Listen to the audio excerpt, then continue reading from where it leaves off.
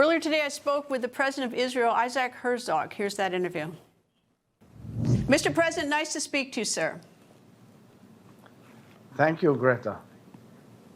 Mr. President, there's no doubt it would make things easier, but knowing how smart, clever, and of course the pager incident last September, that operation bears that out. But with Israel so smart, clever, and tough, does Israel really need the United States to destroy and eliminate Fordow nuclear enrichment facility?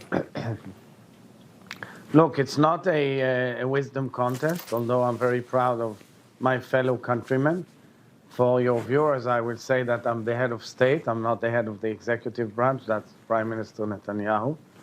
But I would say that we, in Israel, we've launched this operation in order to remove a clear and present imminent threat on Israel of a nuclear capability, which is the worst danger of all, by the Iranians. But we are also serving the national security interests of many nations, including the United States of America, because after all, we know the Iranians declare the United States as their enemy. The Iranians have carried out terror activities all over the world with proxies against American interests and Israeli interests and other interests and Western interests. So what we are doing by delineating and removing this capability, as the German Chancellor said yesterday, he said Israel is doing the dirty work for us. And we are doing it because we have to defend our people. I think, though, a lot of viewers may not realize or may not have thought this out, but this back in 1979 is really when this began. That's when the Islamic Revolution. Right. That's when Iran started. You and I still remember that. Yeah.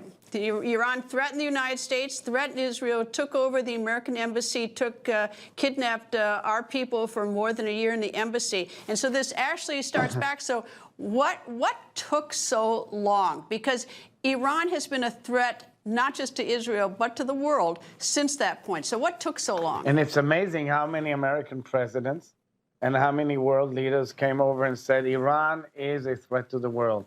Iran cannot have nuclear weapons.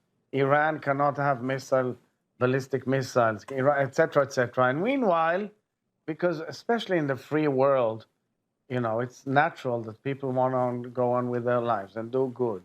And the political systems are always focused on themselves. That there was a rise of this threat going on and on and on. Meanwhile, Iran has alliances with, with other countries, whether it's Russia or China or others, and they were trying to bypass all the sanction regimes, etc. And we came to this moment where we had to take a historic decision because they were very close to a breakout capability to a bomb. And this would have meant a totally different Middle East, subordinate. I mean, serving the wish and desire of the Iranians to reign over this region.